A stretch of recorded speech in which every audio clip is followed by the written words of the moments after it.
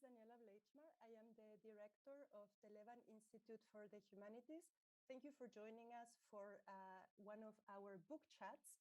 And today we are discussing a brand new book, The Government of Emergency, Vital Systems, Expertise, and the Politics of Expertise by Stephen Collier, who's professor of city and regional planning at the University of California, Berkeley, and Andy Lakoff, who is professor of sociology and communication at USC.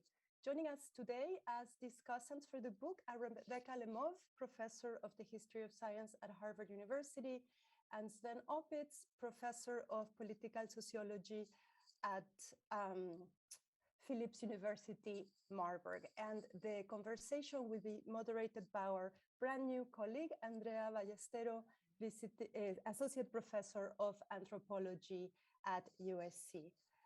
The format for the event is very simple.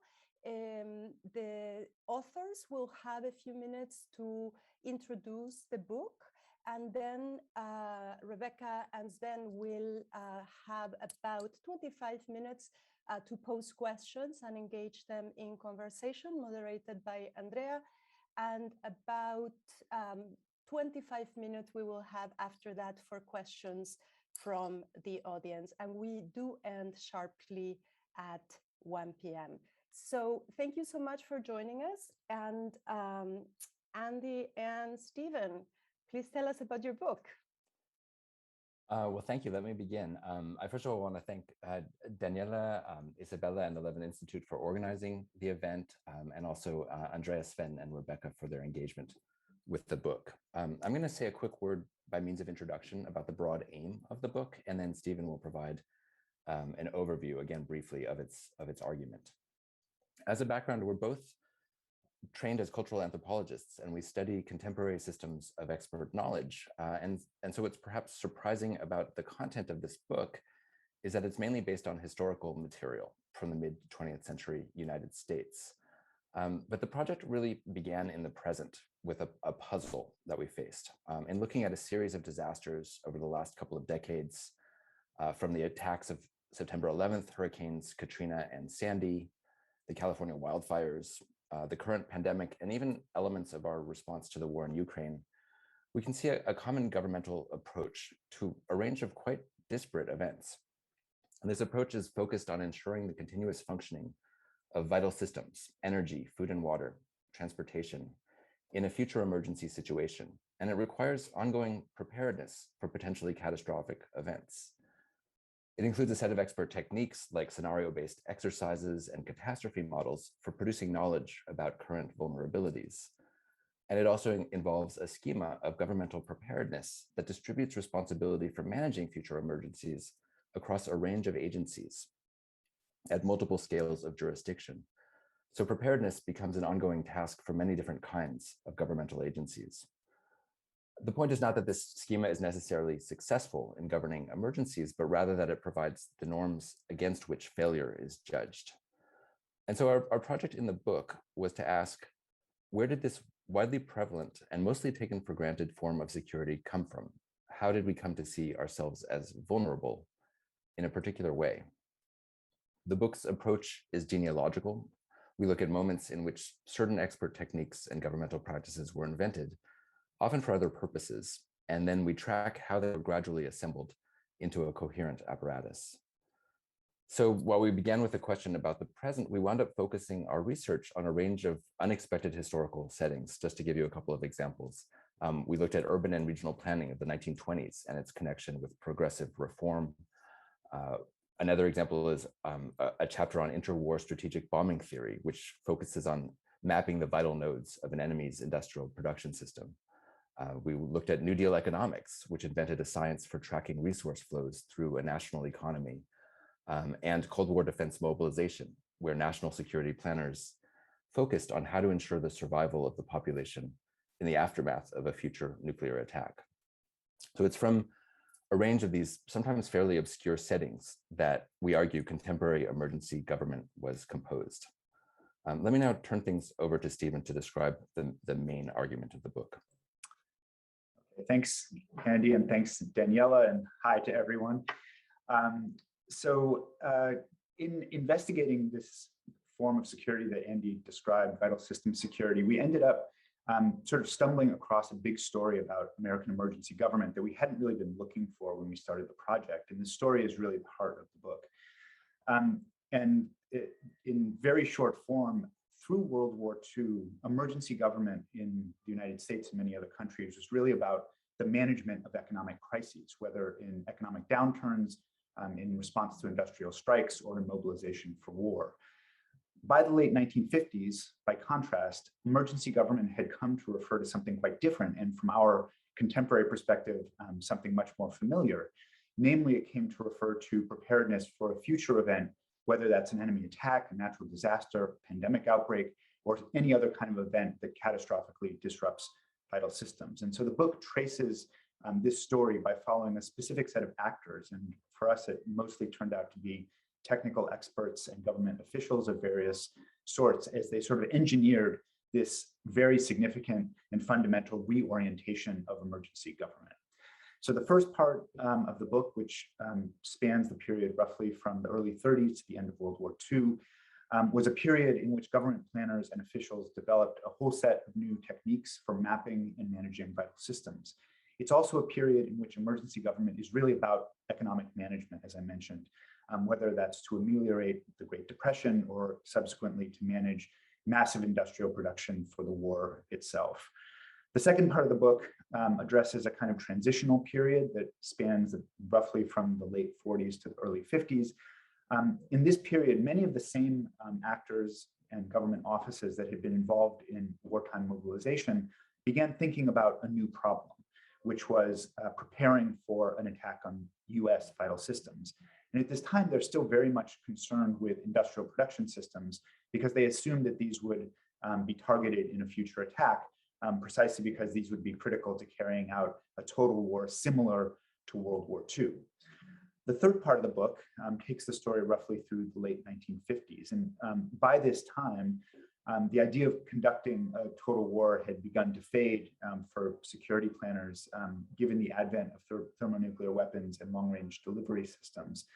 And increasingly, the concern was not with a long mobilization for a total war, but with a sudden and catastrophic event, an attack on the United States. And the question that was whether it would be possible to sustain the basic infrastructures of transportation, energy, food production, healthcare, and so on that were required to sustain life in a modern society. And of course, the problems we're dealing with today seem very different from those of the 1950s, although, as Andy alluded to, I think both the pandemic and the return of war in Europe have made aspects of that post-war moment seem less distant than they perhaps did prior to that. And we'd be happy to discuss those issues. But our claim is that by the 1950s, these planners officials had created key dimensions of what we refer to in the book as the American emergency state, and that those basic contours sort of persist to the present day. So with that, we'll stop, and we're very eager to hear from Rebecca and from Sven. Thank you very much to both of you. I'll just jump in quickly to say hello to everybody and to remind you that if you have questions, we're going to have the chat for you to put them on. And ideally, if you feel like it, you can even turn your microphone and your camera on, and we could see you. And so with that, I would pass it on to Rebecca.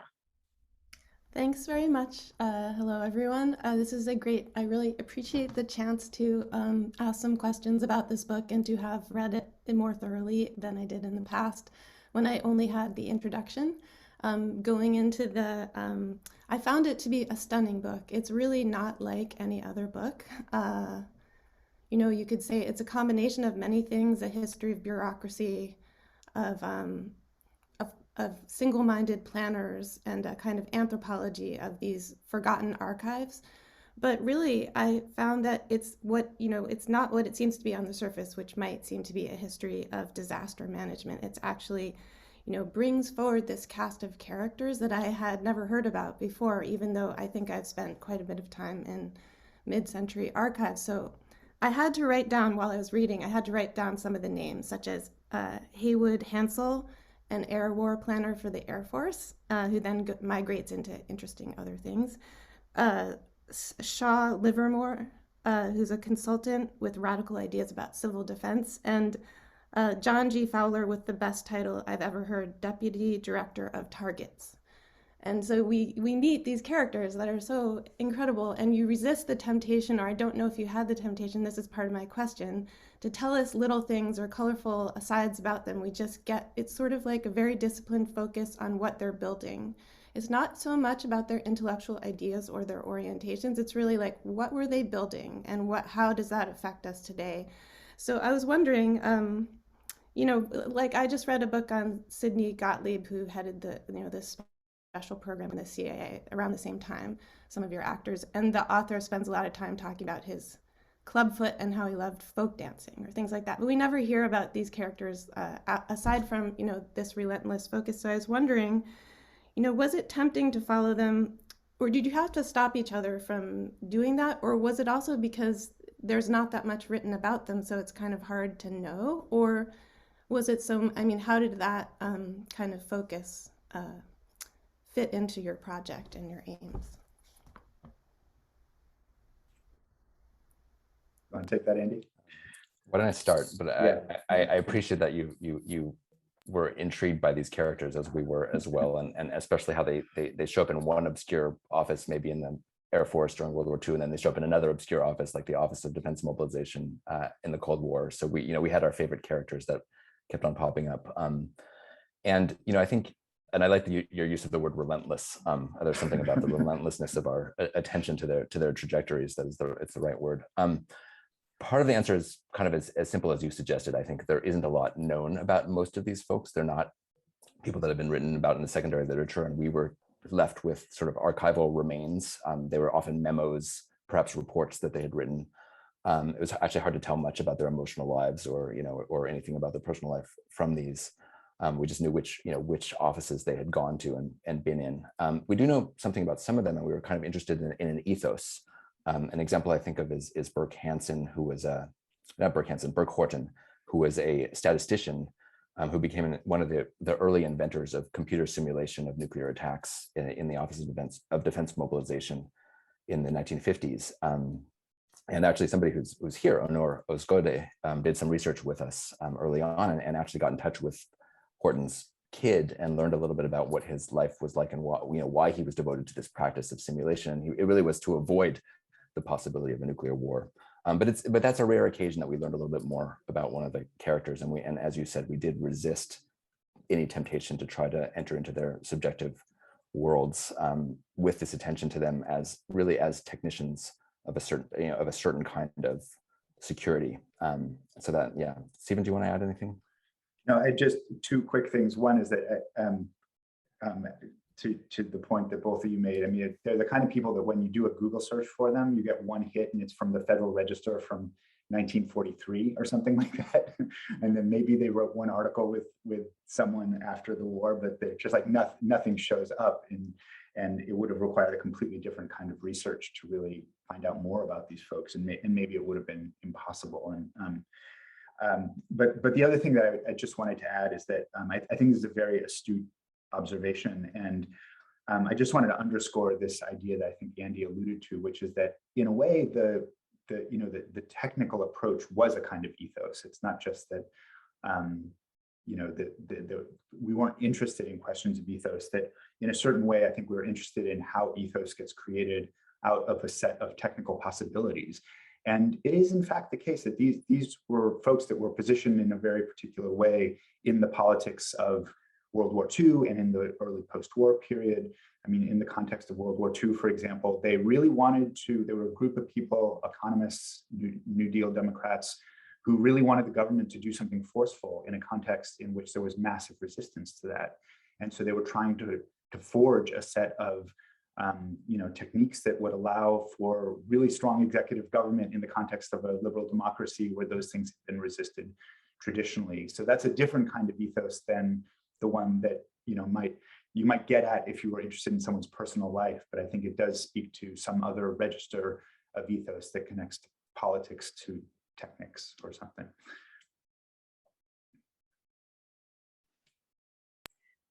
Thank you so much. So maybe from personalities, we can move on to Sven and offer you an opportunity to pose your question or comment. Yes, it's kind of reassuring for me to hear that even for people who are well versed in the history of the US in the mid-century history, that these offices and persons, the protagonists, are kind of obscure. This made it for me at the same time such an interesting read, this book. And I enjoyed this book so much because I must say I haven't read such a dense, empirically thorough and conceptually engaging research for a very, very long time. So I was really impressed reading your work, Stephen and Andy. But let me zoom in onto what might appear as a rather marginal device, but that one that keeps reappearing again and again throughout the whole book, which is the list, the administrative device of the list. We hear a lot about lists of survival items, lists of action steps, lists of critical facilities, lists of essential services, and many, many more lists again and again. And I wondered, my first question would be, what does this ubiquitousness of lists tell us about vital system security? What is it about this administrative medium that seems to make it such a perfect match for this type of emergency governance? Stephen, why don't you take a shot at that? I mean, it's interesting because my first book was on the Soviet Union and on total planning, and one of the things that I say in that book is that when you're doing total planning, you have to think of everything. And the reason is that you're sort of treating the future as a blank slate on which you can create any set of possibilities. And so there's this like exhaustiveness to, like, if you're planning a city, you have to think of every single part of the city. And in a strange way, I think something similar is going on in relationship to emergency preparedness, because you're dealing with, not the complexity of the present in which you're intervening in a partial way, but in which you have to think of like every possible eventuality. And so there is indeed this just cataloging that is constantly going on, in which you just like, okay, so, after the event, we have to run a hospital. What is every single thing that we're going to need? We're going to have to feed people. What is every single thing that we're going to need? And so there is this listing. And I mean, one thing that Andy should also talk about is just the persistence of this listing as a technique in the present. And this really came up during COVID, where you had these things like lists of critical functions and critical sectors that translated into lists of critical workers that were, it actually became a very actual sort of governmental technique when these very specific decisions were being made about who stays at home, who has to be on the job, and so on.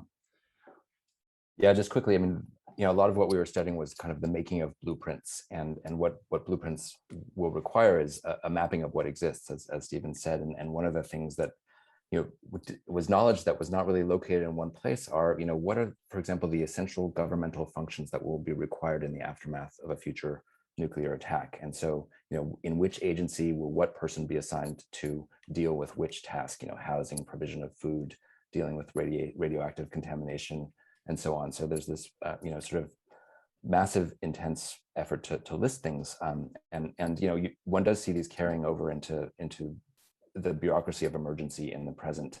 And again, you could look at, as a case, medical stockpiling, and the question of what's going to be on the list of the strategic national stockpile in the United States in the event of a future pandemic. Unfortunately, not enough masks were on that list, or if they were on the list, the person whose task was to order them hadn't done it. And of course, we only learn about these failures when the event actually occurs.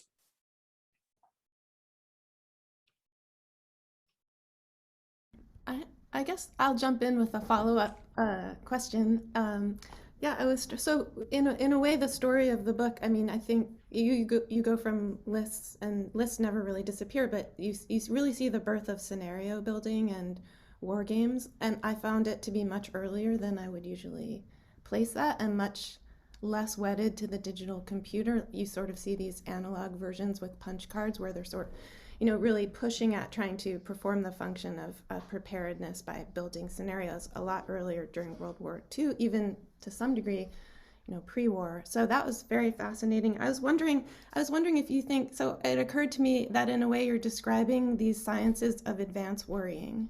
Like they spend a lot of time worried about the worst and sort of laying it out very exactly. 35 million people. What happens if a bomb is dropped on Chicago and 35 million people die and another 25 are injured? And do we have enough, of X? And it's very exact and sort of, also worried about whether they have mapped out every possible permutation of that very exact. So it does eventually require Monte Carlo programming and these much more sophisticated, machines. But I wondered in what sense, in one sense, they're absolutely wrong. They declare the next war will be total war and it will involve massive nuclear strikes. But they were wrong. Korea was a slog in the mud.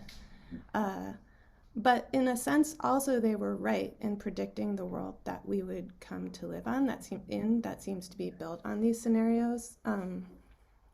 So I wondered, do you think that they in what sense do they bring that world into being? I guess is my kind of vague question. Yeah, as you could tell from the book, we were fascinated with the genealogy of these various ways of enacting a possible future. And you alluded to a couple. Some of them are now done on computers, but as you say, they were done with punch cards in places like the Air Force in the 1940s. Others are the world of scenario exercises where people get together and dramatize a future event in order to figure out what they'll need in that future. And one of the things that struck us was that the existing historiography of this practice, which is of course a pervasive practice in many different domains of social life today, typically goes back to the early 1960s and places like the Rand Corporation. And there's a famous figure, Herman Kahn, who ostensibly invented the scenario planning technique. And we actually learned, that Herman Kahn, probably learned this from these mobilization planners who were in fairly obscure federal offices in the 1950s. But I guess the last thing I'll say, so we were fascinated obviously with that history, but we also wanted to talk about what their function was as a form of iterative planning. And I think it's probably not quite right to call them call it a function of prediction, but rather it's a technique for understanding something about the present. And so you kind of bring the catastrophic future into the present in order to do this, the sort of mapping we were talking about with lists and catalogs of sites of possible vulnerability. So, in that sense, it remains salient, even if the catastrophe one's imagining is no longer, hopefully, a future nuclear holocaust, but climate change or a pandemic. Just one thing to add to that, that's sort of a reflection on the present, is that, whenever there's an event like the COVID pandemic or, Hurricane Katrina, there's always inevitably some newspaper article that will surface some weeks after, months after, that has discovered, the scenario planning exercise where they predicted exactly what happened. It's like, see, we predicted this. If only we had listened to that person or that expert group. And I agree with what Andy's saying, that in some sense it's a misinterpretation of the way that this works. They aren't predictions. They're trying to do, on the one hand, a kind of persuasive work, in other words, to convince people to mobilize resources and take it seriously, but also a kind of imaginative work to allow, to make things thinkable in a certain sense. But we're still very much in this framework of wanting to think about these as predictions all the time. And so we're constantly trying to sort of ascribe responsibility in this way. It's like, oh, we should have known because these people predicted it. But there's something that's not quite right about that way of thinking about what these scenarios and simulations are doing. Yeah, but what struck me in this respect to modeling exercises and computer simulation were exactly two episodes in your book. The one is when President Eisenhower declares martial law in an Operation Alert exercise. And what struck me was that you described very detailed how everybody was surprised that the president took a decision, that he used the exercise to improvise, that he acted surprisingly. And the second and related episode is, Rebecca mentioned it briefly, the multiple simulation runs that were used in damage assessment to produce probabilities of attack patterns, probabilities. And I found this quite interesting because usually we tell the story of the story of this Herman Kahn sentence, expect the unexpected, and that these scenarios and exercises are used to open up the unimaginable, imagine the unimaginable, open up the potential that is kind of hidden in the future, to prepare for that potential, of course. And I think the story that you tell here adds something to this, because you show that at the same time that these technologies are not used to explore the unknown or get access to the unexpected, but also quite the opposite, to achieve epistemic closure. And I wondered how you see this kind of ambiguity of these methods in relation to the future.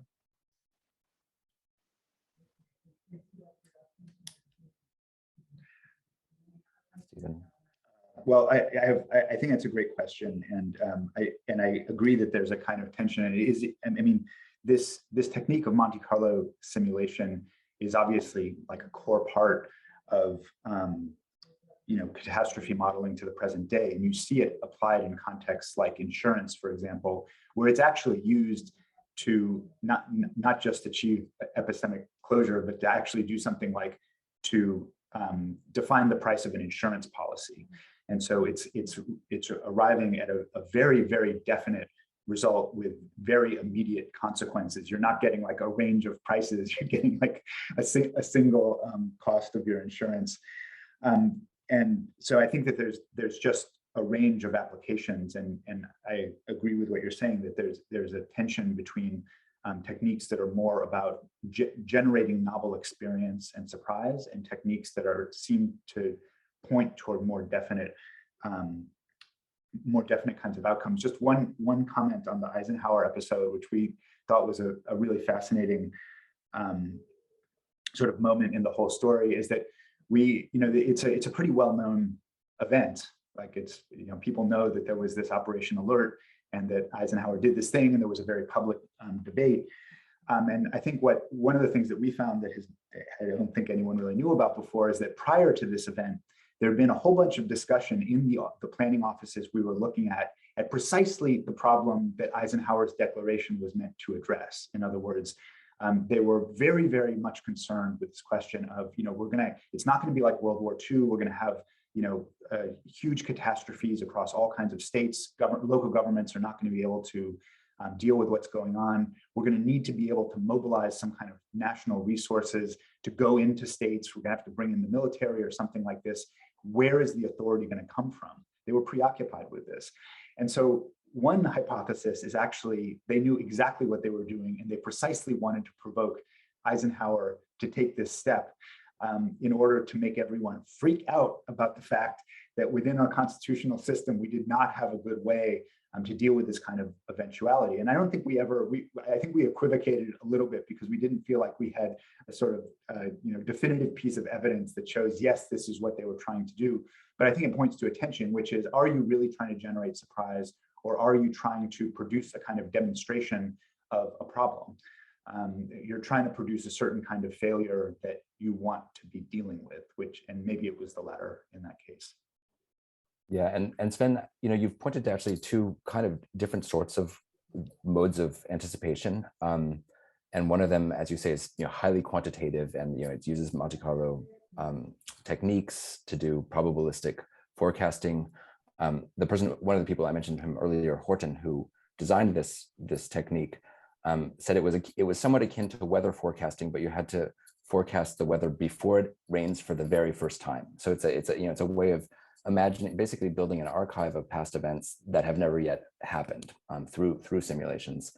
And the context in which he was doing that was one around the question of how exactly resources would be allocated. And so part of the task of making these quite quantitative, specific, concrete equations around this uncertain future had to do with making the case to congressional committees about why certain industrial targets needed to be hardened and so on. And so that was the bureaucratic context for doing this quantitative work, and using cost-benefit analysis. And then the other kind of context you alluded to was this exercise that Eisenhower was involved in and seemed to surprise everybody, as you said, by declaring martial law. And that one, in part, was designed to produce affect among the participants. We don't know what to do in this future situation. We need to be thinking about this. But also, as Stephen says, there were some very particular decisions that this Office of Defense Mobilization had to make about exactly what the chains of authority were going to be in this schema of governmental preparedness that they were developing at the time. Yeah, I also was struck by the Eisenhower event. And how it resonates today, and how in your book you actually brought out several other occasions when intense concerns about the future of democracy in light of the inevitability of catastrophe and the perpetual emergencies that they were kind of imagining and scenarioizing, that this was from the beginning kind of constantly rearing its head. And I think I was just reminded of how with COVID, it's almost been like a series of natural experiments in whether an autocratic or total, does China do a better job? And it's not even clear what the results of these various experiments are, but there's so many ways it's resonant. And the fact that in a sense you're arguing, I thought you were arguing that Eisenhower, it was not so much that these executive powers couldn't be expanded, so much that they didn't want to have to deal with the specter of a declaration of martial law. So they kind of invent these techno-administrative apparatus that will actually perform it without the executive actually having to do it. And another way that it really resonated with the present, and I think that's not surprising because it's very much a book of a history of the present, is a statement by Shaw Livermore where he says in 1952 that people never understood what they were doing. They constantly, when he would say he was working on civilian planning, they would say, he said, people could never understand what we were doing. They thought it was old-fashioned civil defense, jump in a dugout, or rush to a shelter. And it was really that they were building these complex scenarios and other systems. And it seems, I wonder, do you think people understand scenario building better today than they did then? Because we do have, I think Stephen just mentioned earlier that, in COVID, there's constant reference to the, Event 201 at Hopkins and how, because they built a scenario around the outbreak of a novel coronavirus, that it must mean that either that they bungled it, or that there were nefarious forces at work with Bill Gates and, kind of conspiracy. So I wondered, do you think people understand better, or is it just is there some resistance to this kind of, just the whole apparatus of preparedness?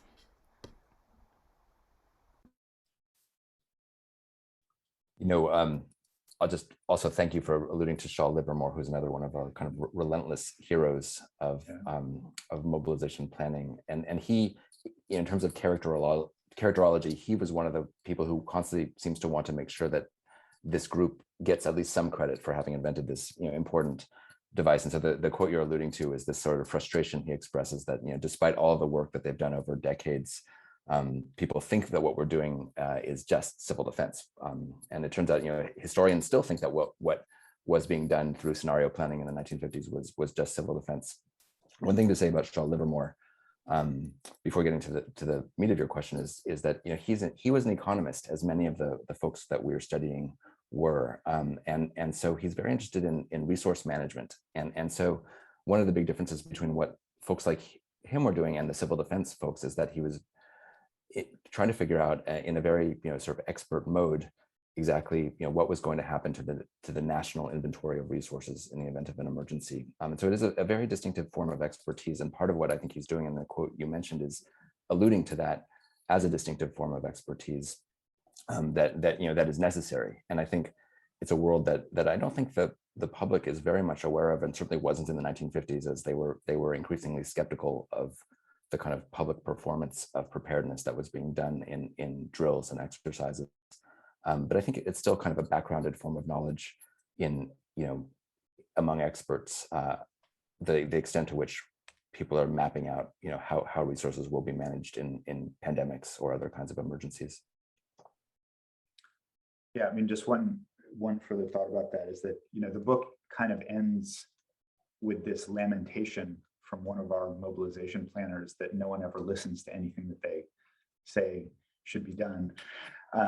And I think there is this character of there's a certain, and you have this today. I mean, in the work that is more in Andy's field, there's this group of people who are constantly running around with their hair on fire about future pandemics, and they've been doing that year after year after year, and they're always upset that they can never get people to pay enough attention or invest enough money.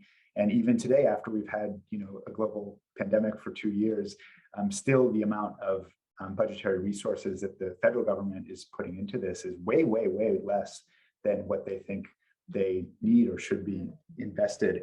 And I do think that there's this interesting, and this sort of connects back to this, are these predictions and how are they to be taken up?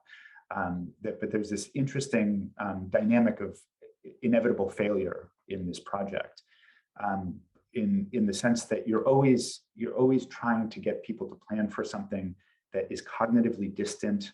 It's very uncertain.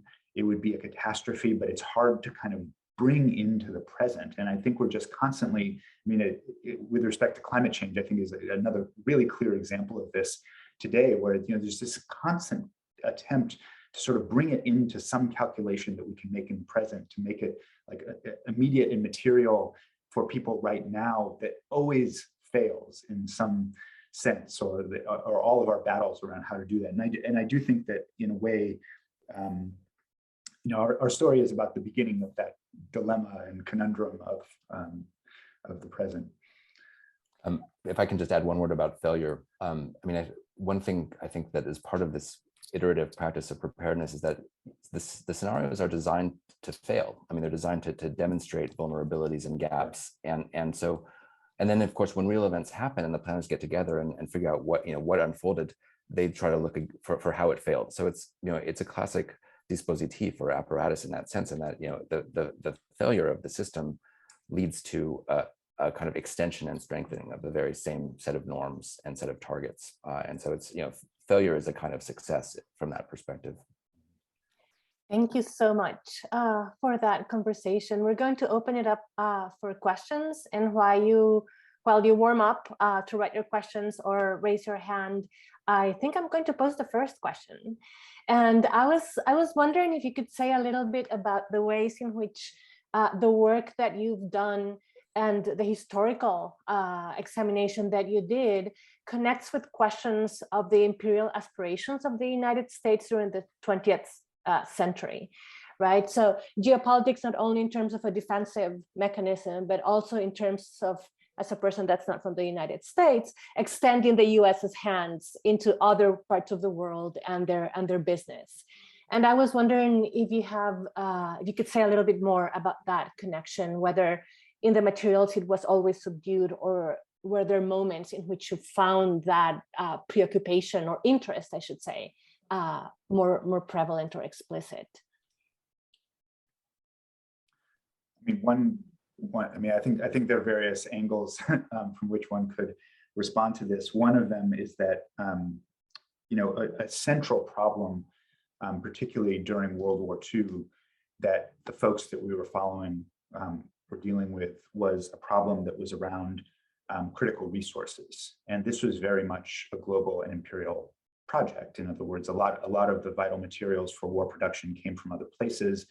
And the whole global dimension of the war, to some degree, was about being able to marshal those resources and make sure that you could be importing them and so on. And so there was indeed an important connection, and people like Shaw Livermore were definitely engaged also in these kind of international discussions about procuring resources. That said, I think that there's something interesting that happens once things shift from this kind of global scene of total war to preparedness. Because all of the, and maybe we're replaying a version of that today with the kind of deglobalization that might be connected to some of the supply chain crises and effects of the Ukraine war, which is that, you know, there was this great concern about the unreliability of those supplies.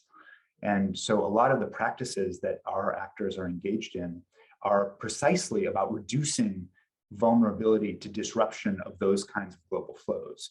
And so, like, we should build up a big stockpile of tungsten or whatever it is. And we see this, you know, like the strategic petroleum stockpile is in some ways inheritor of that entire logic, that we have to sort of reduce our vulnerability to exposure to those kinds of imperial extensions. And so I think you see both of those things at once. In other words, that it is a source of vulnerability and something that maybe a vulnerability you try to manage precisely by creating the capacity to deal with you know, shortages or breakdowns in those global supply chains by creating a certain kind of local, whatever that means, national or state or city level, at least temporary independence from them.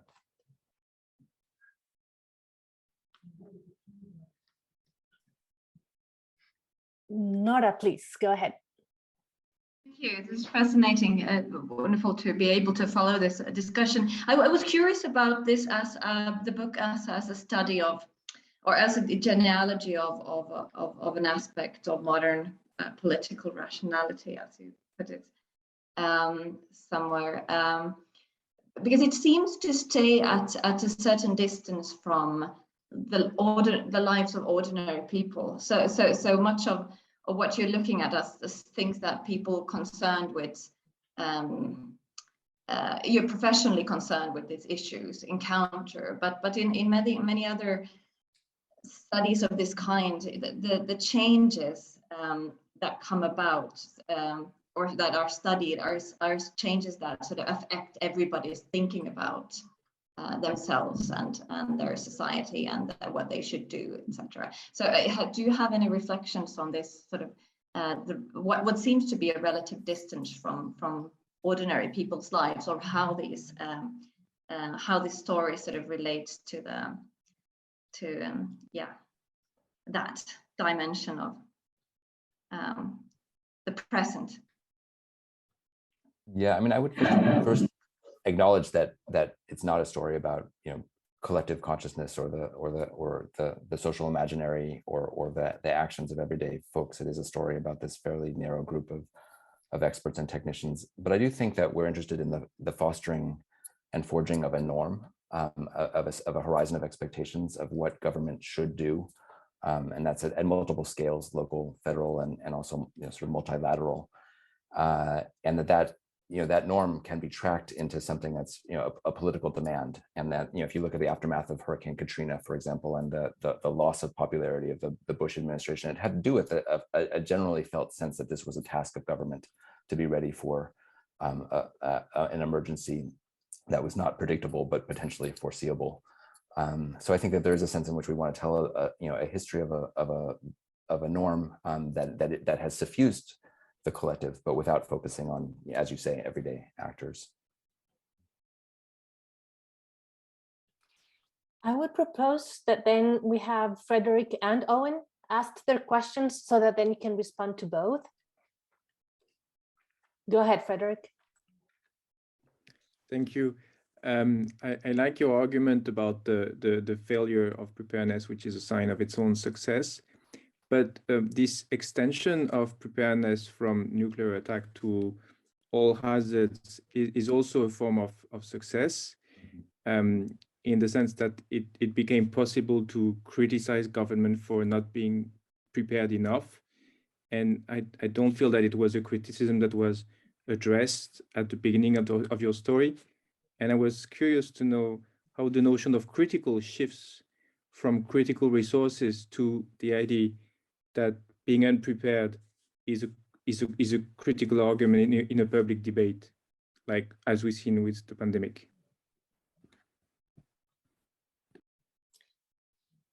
Owen, you can go ahead and ask your question.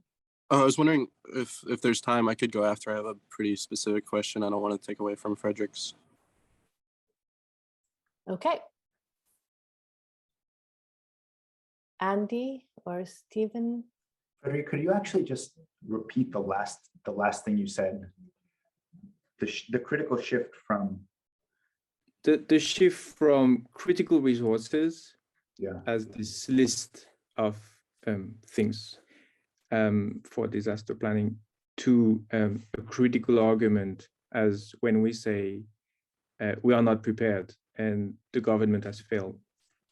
Is it the same sense of critical? I mean, I think critical in the first sense is more like vital. Is that what you're asking? Like what you're asking about the critical that qualifies resources or infrastructure, is that right? So critical in the first sense is more bureaucratic, and in the second sense, more democratic. I think that's right, yeah. I mean, I think that the idea of it being, I think the critical in critical infrastructure means vital infrastructure, and the critical is, in the second sense, is more about the norm of preparedness, providing a kind of vocabulary or idiom of possible critique or possible expectation and demand of government.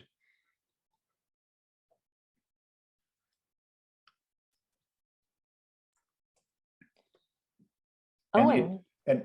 Sorry, just one more point is that, I mean, and indeed, as you say, the critical in the first sense is a kind of bureaucratic or even technocratic concept that is the product of a whole lot of very technical analysis. And so like the way that they determine criticality of a node or a facility is through, you know, complex network analysis or simulation modeling that shows if you don't have this thing, if this one plant in upstate New York that, you know, produces something that only two places in the United States produce, then the entire American war production, there's this like this certain kind of like critical consciousness. I shouldn't use the word critical consciousness of like this extreme vulnerability that rests on these incredibly, you know, fragile nodes. That if there was just one enemy saboteur that managed to make their way to Buffalo and hit this plant, then like we wouldn't be able to make tires and we wouldn't have an Air Force anymore. And so there's a whole lot of very technical analysis that gets packed into that conception of critical.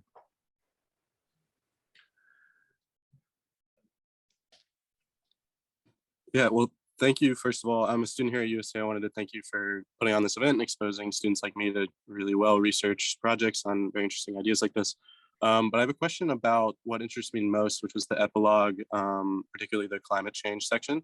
And in your pushback against what you call the emergency restructuring of the economy that would imply nothing less than a government coordinated social and industrial revolution, on the basis that this seems incompatible with democratic values, and pointing out that it's not really compatible with a liberal state that sort of has a primary concern on short-term elections and vetoes. And at one point you say, or cite a source that says the subservience to experts to the voice of the people.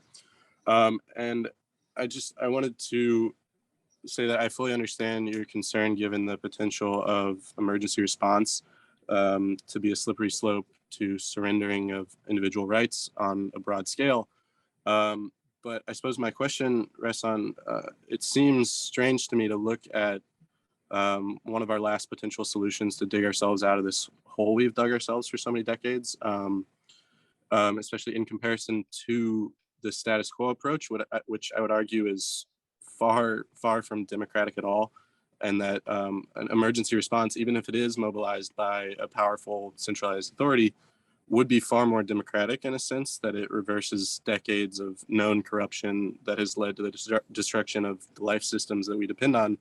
And so while mass mobilization led by the state could be perceived as infringing on some people's rights, I think given that, I mean, looking at this compared to the recent history since the 70s of blatant hijacking of science and of policy and of common sense response to ecosystem degradation and near ruination, by like a small cadre of billionaire oligarchs at the head of these massive polluting industries, this sort of status quo phenomenon seems far more anti-democratic, particularly when it results in the threatening of the very existence of the last third of life on this planet that is yet to go extinct, but is rapidly careening towards that as a result of these sort of things. So I just wanted to, I guess, hear your take on that sort of solution and its consequences and its feasibility.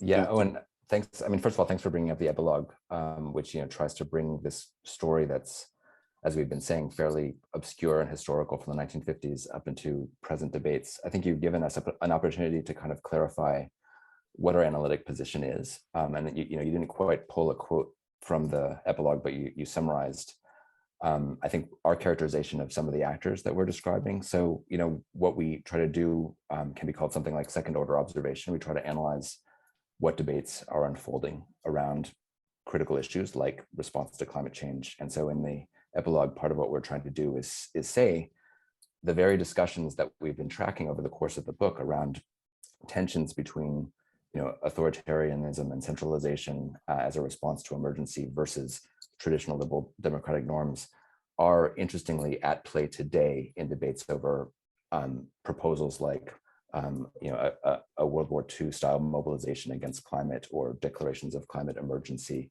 And so what we're doing is tracking the different positions. And so I think you characterized us as having a position that is actually something that we're describing others as having. Stephen, do you want to add anything to that?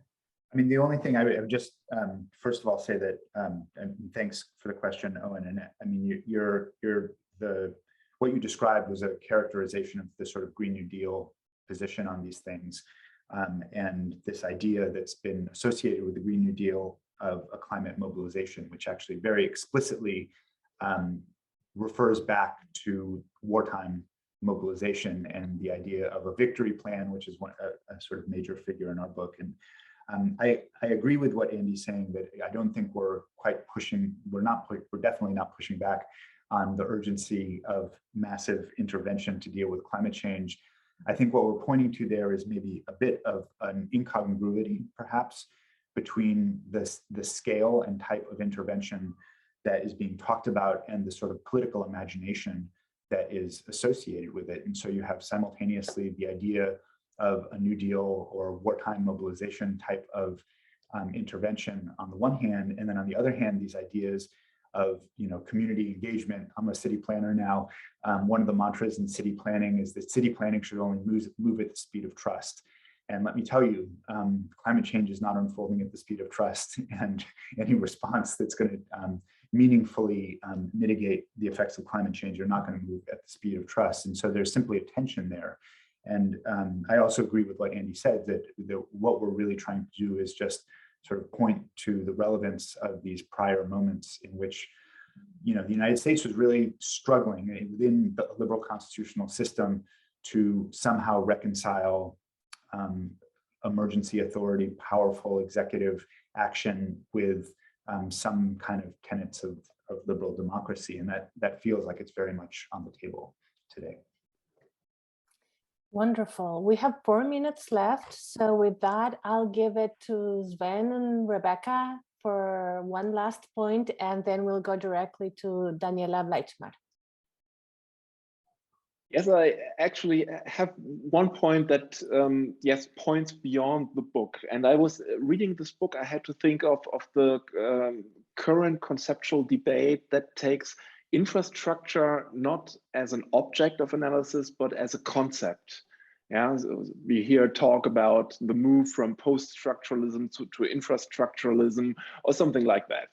And I just wonder, given your genealogical work on vital systems for, like, I would say almost 2 decades now, how do you look at these debates? Rebecca, do you want to make your point?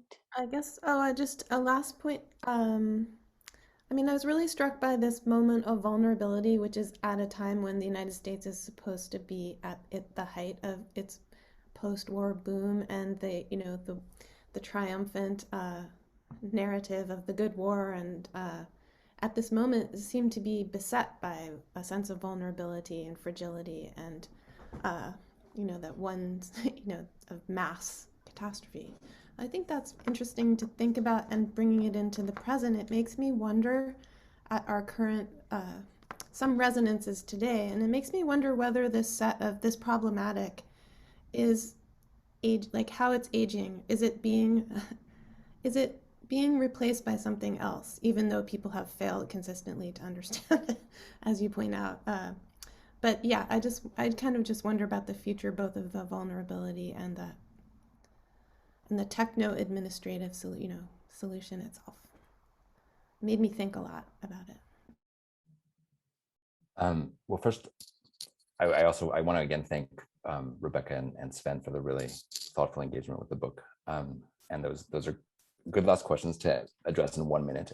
I will maybe just leave you with a coda and let Stephen have a word as well about the Defense Production Act and current invocations of it to deal with things like producing battery power for electric cars, and that there are these tools that were invented in somewhat obscure moments like 1950 that are sort of at hand and available. And part of what we're interested in is the extent to which those might be taken up in new ways to deal with the kind of crises that Owen is alluding to. Yeah. Also, thanks to Rebecca and Sven for great comments throughout, and sympathetic reading and great comments throughout. I mean, I don't have anything particular to say about vulnerability, but I am struck by something similar, Rebecca, which is just the extent to which, I mean, I even feel this in interacting with students at school, like the pervasiveness of feelings of vulnerability. And I think that there's something very, and maybe this gets back to Nora's question at all, that as well, that the sort of interactions between some of these technoscientific models for vulnerability and new kinds of affect and forms of subjectivity and even political subjectivity seems like a really important theme today. And I think that interaction is super dynamic and is important in our politics in a lot of different ways. Okay, impeccable timing because we are exactly at 1 p.m. Thank you so much, Rebecca, Sven, and Andrea. Thank you to everybody who joined us. And again, many congratulations, Stephen and Andy, on your wonderful new book. Thank you, everyone. And that's it. Thank you. Thank you all.